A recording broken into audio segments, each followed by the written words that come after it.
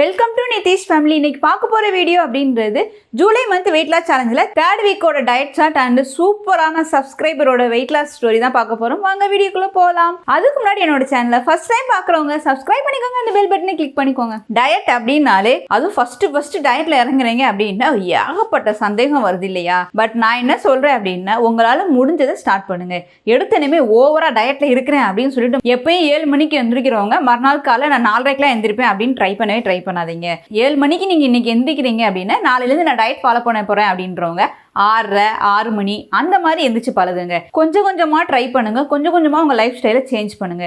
எடுத்தனையுமே நான் ஃபுல்லாக சேஞ்ச் பண்ணிடுவேன் அப்படின்னா கண்டிப்பாக யாராலையும் சக்ஸஸ் பார்க்க முடியாது. டயட் ஃபாலோ பண்ணுறீங்க அப்படின்னா 2-3 தோல்விகள் இருக்க தான் சார். 2-3 தோல்விகள் இல்லை, ஏகப்பட்ட தோல்விகள் நம்மளுக்கு இருக்க தான் செய்யும். அதை விட முயற்சியாக செய்யும் போது தான் நம்ம வந்து சக்ஸஸ் பார்க்க முடியும். ஸோ மெயினாக வேலைக்கு போகிறவங்க அக்கா சூப்பெல்லாம் வந்து செய்ய முடியல, அது மாதிரி பருப்பு ஐட்டங்கள் சாலட் இதெல்லாம் வந்து செய்ய முடியலக்கா, காலையிலே செஞ்சு வச்சுட்டு போயிடலாமான்னு கேட்குறீங்க. கண்டிப்பாக. ஸோ வேலைக்கு போயிட்டு வரும்போதே நம்ம டயர்டாக தான் ஃபீல் பண்ணுவீங்க. அதுவும் ட்ராவல் பண்ணி வரும்போது ரொம்ப நீங்கள் டயர்டாக ஃபீல் பண்ணுறவங்க நீங்கள் செஞ்சு வச்சுட்டு அந்த நேரத்துக்கு கூட சூடு பண்ணி கூட குடிச்சிக்கலாம், ஒன்றும் பிரச்சனை கிடையாது. ஆனால் அதை வந்து 2-3 நாள் ஸ்டோர் பண்ணி வச்சு செய்கிற மாதிரி வச்சுக்காதீங்க. ஒரு நாள் அல்ல மறுநாள் காலையில், அதுக்கு மேலே ரொம்ப ஸ்டோர் பண்ணி வச்சுக்காதீங்க. அது உங்களுக்கு ரொம்ப ஹெல்ப்ஃபுல்லாகவே இருக்கும். வேலைக்கு போயிட்டு வந்தோடனே டக்குன்னு எடுத்து சூடு பண்ணி குடிக்கிறதுக்கு உங்களுக்கு ரொம்ப ஹெல்ப்ஃபுல்லாகவே இருக்கும். அதே மாதிரி தான் சாலட் பண்ணணும் அப்படின்ற போது நீங்கள் என்ன பண்ணலாம், பருப்பு வகைகளை காலையிலே வேக வச்சு நீங்கள் வந்து ஸ்டோர் பண்ணி வச்சுட்டு போயிடலாம். வந்து கூட நீங்கள் யூஸ் பண்ணிக்கலாம். லைட்டாக பாயில் பண்ணிவிட்டு ஸ்டீமில் பாயில் பண்ணிவிட்டு நீங்கள் சாலட் பண்ணி சாப்பிட்டீங்கன்னா உங்களுக்கு ரொம்ப ஃபில்லிங்காகவும் இருக்கும், வெயிட் லாஸும் ஃபாஸ்ட்டாக இருக்கும், உங்கள் வேலையும் கம்மியாகும், ரொம்ப டயர்டாக நீங்களும் ஃபீல் பண்ண மாட்டீங்க. நாங்கள் வேலைக்கு போகிறவங்க ரொம்ப ஒர்க் அவுட் பண்ண முடியல அப்படின்றீங்க. மெயினாக ஃபிசிக்கல் சேலஞ்சு பர்சன் இருப்பாங்க இல்லையா, எங்களால் எக்ஸசைஸ் பண்ண முடியாதுக்கா, டயட் மட்டும் ஃபாலோ பண்ணி நாங்கள் வெயிட் லாஸ் பண்ணலாமான்னு கேட்குறீங்க. கண்டிப்பாக பண்ணலாம். உங்களோட டயட்டை கொஞ்சம் ஸ்ட்ரிக்டாக ஃபாலோ பண்ணுங்கள். டெய்லி ராத்திரி சூப் எடுக்கிறது, சாலட் எடுக்கிறது, அந்த மாதிரி இன்டர்மீடியட் ஃபாஸ்டிங் ட்ரை பண்ணுறது, அதாவது சாப்பாடு சாப்பிட்டு ஒரு 8 மணி நேரம் ஒரு நாளைக்கு ஃபாஸ்டிங் இருந்து ட்ரை பண்ணி பாருங்களேன். 8 to 16 மணி நேரம் ஃபாஸ்டிங் இருந்து ட்ரை பண்ணி பார்க்கும்போது நம்மளோட மெட்டபாலிக் ரேட் நல்லா இன்க்ரீஸ் ஆகும். அதனால கூட நம்மளுக்கு வெயிட் லாஸ் வந்து ஃபாஸ்ட்டாக இருக்கும். ஸோ அந்த மாதிரி டயட் மட்டும் ஃபாலோ பண்ணி வெயிட் லாஸ் பண்ணுவாங்க, அந்த மாதிரி ட்ரை பண்ணி பாருங்கள், செம்ம ரிசல்ட் கிடைக்கும். சிறுதானியங்கள் எடுக்கும்போது டெய்லி சிறுதானியம் தான் எடுக்கணுமா? எங்கள் வீட்டில் வந்து ஒயிட் ரைஸ் தான் எடுக்கிறோம். நான் வந்து டீனேஜ்கள் எங்கள் வீட்டில் நான் சொல்கிறது செய்ய மாட்டேங்கிறாங்க. அப்போ நான் என்ன பண்ணட்டும் அப்படின்றீங்க. ஒன்றும் பிரச்சனை இல்லை, வீட்டில் செய்கிறதே கொஞ்சம் கம்மியாக சாதத்தை எடுத்துக்கோங்க, அதை விட அதிகமாக காய்கள் எடுத்து சாப்பிடுங்க. வீட்டில் உங்களுக்குன்னு தனியாக செய்ய முடியாது இல்லையா? அதனால் நீங்கள் சாதம் வந்து கம்மியாக எடுத்துகிட்டு காய்கள் அதிகமாக எடுத்துக்கோங்க, பழங்கள் எடுத்துக்கோங்க, பருப்பு வகைகளை வேக வச்சு எடுத்துக்கோங்க. அந்த மாதிரி எடுத்துக்கும் போது உங்களுக்கு நல்ல ரிசல்ட் கிடைக்கும். மார்னிங்கில் எக்ஸசைஸ் செய்கிறது 3 மணிக்கு செய்யட்டுமான்னு கேட்குறீங்க. கண்டிப்பாக 3 மணிக்கு செய்யாதீங்க. 4:30லேருந்து தான் உங்களோட இன்னர் ஆர்கன்ஸ் வந்து அந்த சுறுசுறுப்பாக இயங்க ஆரம்பிக்கும். அப்போ வந்து நல்லது. 3 மணின்றது நீங்கள் நல்லா தூங்குற டைம். அந்த டயத்தில் எக்ஸசைஸ் பண்ணணும்னு அவசியம் கிடையாது. 4:30 5 மணி அந்த மாதிரி டயத்தில் நீங்கள் எக்ஸசைஸ் பண்ணுங்கள், செம்ம ரிசல்ட் கிடைக்கும். வாங்க நம்ம சப்ஸ்கிரைபரோட சூப்பரான வெயிட் லாஸ் ஜர்னி பார்க்கலாம். இன்றைக்கி நம்ம பார்க்க போகிற சப்ஸ்கிரைபர் நேம் வந்து மங்களாம்பிகை. அவங்க வந்து தஞ்சாவூர் டிஸ்ட்ரிக்டில் இருக்காங்க. அவங்க ஏஜ் வந்து 36 இயர்ஸ் ஆகுது. ஸோ அவங்களுக்கு 2 பெண் குழந்தைங்க. கிட்டத்தட்ட அவங்களும் ஒரு 10 கிலோ குறைச்சிருக்காங்க. 3 மாதத்தில் அவங்க 10 கிலோ குறைச்சிருக்காங்க. 70 கிலோலேருந்து 60 கிலோ வந்திருக்காங்க. அடுத்து அவங்க டார்கெட் வந்து இந்த ஜூலை மாதத்தில் வந்து 5 கிலோ குறைக்கணும், 55க்கு வந்துடுவேன் அப்படின்னு சொல்லியிருக்காங்க. இன்னொன்று என்ன ரொம்ப சந்தோஷமாக சொன்னாங்கன்னா, எனக்கு ஹீமோக்ளோபின் பாயிண்ட் வந்து 10லேருந்து 12 வந்திருக்குக்கா அப்படின்னாங்க. எதுவுமே வந்து ஹெல்த்தியாக ஃபுட் எடுக்கும்போதும் கரெக்டாக எக்ஸசைஸ் பண்ணும்போது நம்மளோட பாடியோட ஆட்டோமேட்டிக்காக ஹெல்த் அப்படின்றது சூப்பராக வந்துடும். அதே மாதிரி ஒரு வேர்ட் போட்டிருக்காங்க, ஹார்ட் ஒர்க் நெவர் ஃபெயில். கண்டிப்பாக எதுலேயுமே விடாமுயற்சியாக ஒர்க் பண்ணோம் அப்படின்னா நம்மளுக்கு என்றைக்குமே சக்ஸஸ் தான். விடாமுயற்சியாக அதை கண்டினியூவாக பண்ணணும், அதுதான் ரொம்ப முக்கியம். மங்களாம்பிகைக்கு மிகப்பெரிய ஒரு வாழ்த்துக்கள். அடுத்து பார்க்க போகிற சப்ஸ்கிரைபர் அலமேலு. அவங்க முடிச்சூரில் இருக்காங்க. ஆக்சுவலாக அவங்களும் 66 கிலோலேருந்து 59 கிலோ வந்திருக்காங்க. 7 கிலோ குறைச்சிருக்காங்க. ஸோ அவங்க ஃபோட்டோ வந்து செம்ம ஹாப்பியாக ஷேர் பண்ணியிருக்காங்க. ரொம்ப நாளாக நான் வெயிட் லாஸ் பண்ணணும்னு நினச்சேன், ஆனால் அது வெயிட் லாஸ் பண்ணுறது எப்படின்னு அப்படின்னு தெரியாமல் இருக்கும்போது உங்களோட வீடியோ பார்த்து வெயிட் லாஸ் பண்ணது எனக்கு ரொம்ப சந்தோஷமாக இருக்குது அப்படின்னு போட்டிருக்காங்க. அலமேலுக்கும் மிகப்பெரிய வாழ்த்துக்கள். அதுக்கு முன்னாடி அவங்களோட பொண்ணு 11 வயசு ஆகுது. பொண்ணோட நேம் மென்ஷன் பண்ண மறந்துட்டாங்க அவங்க. அவளும் இப்போ வந்து ஒர்க் அவுட் பண்ண ஆரம்பிச்சிருக்கா உங்கள் வீடியோவை பார்த்து அப்படின்னு இருக்காங்க. ரொம்ப சந்தோஷம். கண்டினியூவாக ஒர்க் அவுட் பண்ணலாம், எந்த ஒரு தப்பும் கிடையாது, செம்ம ரிசல்ட் கிடைக்கும். அவங்களோட பிளானும் அடுத்த 56க்கு வரணும் அப்படின்ட்டு.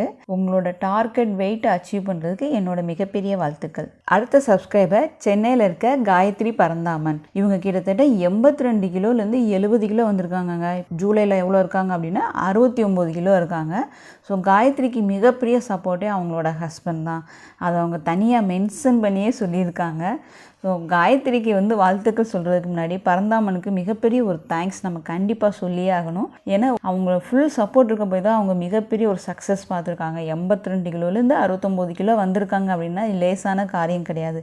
ஒரு பெரிய ஹார்ட் ஒர்க் இருந்தால் தான் ஒரு சக்ஸஸ் பார்க்க முடியும்.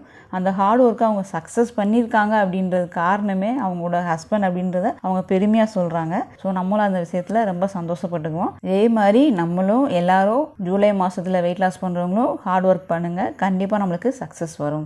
அடுத்த சப்ஸ்கிரைபர் தேன்மொழி அவங்களோட நேம்.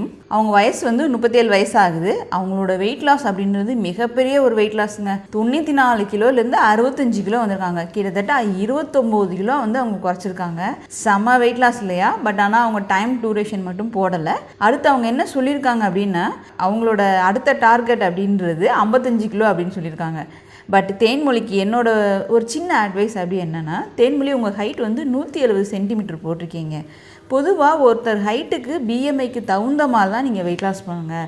170 அப்படின்ற போது நீங்கள் 70லேருந்து ஒரு 5 கிலோ குறைச்சிக்கலாம். 65 அப்படின்றது ஓகே. அதுக்கப்புறமும் நீங்கள் 55க்கு இன்னும் ஒரு 10 கிலோ குறைக்கிறீங்க அப்படின்னா நீங்கள் வீக் ஆகிடுவீங்க. அது பார்க்குறதுக்கும் உங்களுக்கு ஸ்ட்ரக்சர் கொடுக்கவும் கொடுக்காது. ஒரு ஹெல்த்தியான ஒரு வேவ் வந்து தெரியாது உங்களுக்கு. அதனால் நீங்கள் 65 கிலோ அப்படின்றது ஓகே. மேக்ஸிமம் இன்னும் ஒரு 2-3 கிலோ குறைச்சி பாருங்கள். அதுக்கு மேலே ரொம்ப குறைக்காதீங்க. குறைச்சிங்கன்னா அது நல்லா இருக்காது. உங்கள் ஹைட்டுக்கு தகுந்த மாதிரி வெயிட் லாஸ் பண்ணுங்கள். அப்படின்னா தான் நம்மளுக்கு வந்து வெயிட் லாஸ் கூட ஒரு ரொம்ப குறைச்சிட்டோம் அப்படின்னா அப்புறம் நம்ம ரொம்ப வீக்கான மாதிரி தெரியும். அது நல்லா இருக்காது. அதனால் தேன்மொழிக்கு ஒரு சின்ன அட்வைஸாக நீங்கள் எடுத்துக்கோங்க. இருந்தாலும் தேன்மொழிக்கு மிகப்பெரிய ஒரு வாழ்த்துக்கள். எவ்வளோ பெரிய வெயிட் லாஸ் இல்லையா? கஷ்டப்பட்டு வெயிட் லாஸ் பண்ணியிருக்காங்க. செம்ம வெயிட் லாஸ். கங்க்ராச்சுலேஷன் தேன்மொழி. அடுத்த சப்ஸ்கிரைபர் மணிமேகலை. அவங்களோட ஏஜ் வந்து 32 ஆகுது.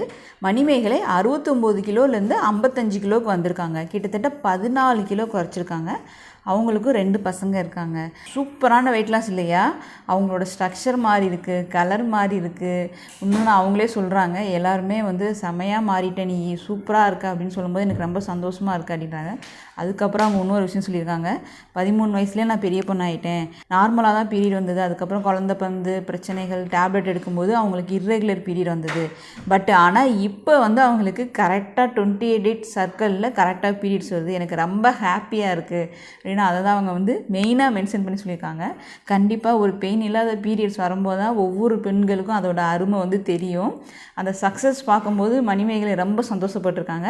ஸோ மணிமேகலை வெயிட் லாஸ் பண்ணுறது அவங்களோட ஃபேமிலியும் சேர்ந்து தான் அவங்களுக்கு உறுதுணையாக இருந்திருப்பாங்க. மணிமேகலையும் சரி அவங்களோட ஃபேமிலிக்கும் சரி மிகப்பெரிய ஒரு வாழ்த்துக்கள். சப்ஸ்கிரைபரோட வெயிட் லாஸ் ஜேர்னி பார்த்தீங்களா? இப்போ நம்ம 3rd வீக் டயட் வந்துடலாம். இந்த 3rd வீக் டயட் அப்படின்றது நான் எப்பவுமே வாரம் ஒரு சேலஞ்ச் கொடுக்குறேன்னா, இந்த வாரம் உங்களுக்கு சேலஞ்ச் அப்படின்றது டெய்லி ராத்திரி சூப் எடுக்கிறதா. அதனால தான் நான் 7 நாள் சூப்பு வீடியோ தனியாக போட்டேன். ஆல்ரெடி அது விளாக்ல போட்ட வீடியோ தான். அதை தான் எடுத்து நான் எடிட் பண்ணி திரும்பி உங்களுக்கு போட்டிருக்கேன். இந்த வாரம் வந்து 3rd வீக் வந்து டெய்லி ராத்திரி சூப் மட்டும் எடுத்துக்கோங்க. அது உங்களுக்கு வெயிட் லாஸும் ஃபாஸ்ட்டாக இருக்கும். கிரேவிங்ஸை கண்ட்ரோல் பண்ணுறதுக்கு சூப்பு ரொம்ப ஹெல்ப்ஃபுல்லாக இருக்கும். இந்த சூப்பு தான் எடுக்கணுமா இல்லை நீங்கள் வேறு வகையான பருப்புகள் ஒயிட் சன்னா தான் எடுக்கணுமான்னு கேட்டால் கிடையாது. அதுக்கு பதிலாக நீங்கள் பிளாக் சன்னா எடுத்துக்கலாம், காராமணி எடுத்துக்கலாம், ரெட் பீன்ஸ் எடுத்துக்கலாம். அதே நேரத்தில் வந்து பன்னீர், காளான் இதெல்லாம் போட்டு நீங்கள் சூப்பு வகைகள் செஞ்சுக்கலாம். சிக்கன் கூட போட்டு சூப்பு வகைகள் செஞ்சுக்கலாம். அது நாட்டுக்கோழியாக எடுத்துக்கோங்க. உங்களுக்கு வெயிட் லாஸும் ஃபாஸ்ட்டாக இருக்கும், சாப்பிட்ட திருப்தியும் இருக்கும். ஸோ இந்த வாரம் நம்ம சேலஞ்ச் அப்படின்றது 7 நாள் ராத்திரியும் நம்ம சூப் எடுக்கிறது தான். காலையில் எப்பயும் போல் ப்ரோட்டீன் ரிச்சாக எடுத்துக்கோங்க. மத்தியானம் சரிவிகிதம் protein, carbs, fibre, good fat எல்லாம் சேர்ந்து தான் மத்தியானம் எடுத்துக்கோங்க. மத்தியானம் அதிகமாக அடுத்து கேட்குற கேள்வி, மத்தியானம் சாப்பிட்டுட்டு தூங்கலாமா? இந்த கேள்வி அதிகமாக கேட்குறீங்க வெயிட் லாஸில் இருக்கவங்க. கண்டிப்பாக ரெஸ்ட் எடுத்துக்கோங்க, ஒன்றும் பிரச்சனை இல்லை. ஆனால் சாப்பிட்டு ஒரு 2 மணி நேரம் கழித்து ரெஸ்ட் எடுங்க. சாப்பிட்ட உடனே ரெஸ்ட் எடுக்காதீங்க.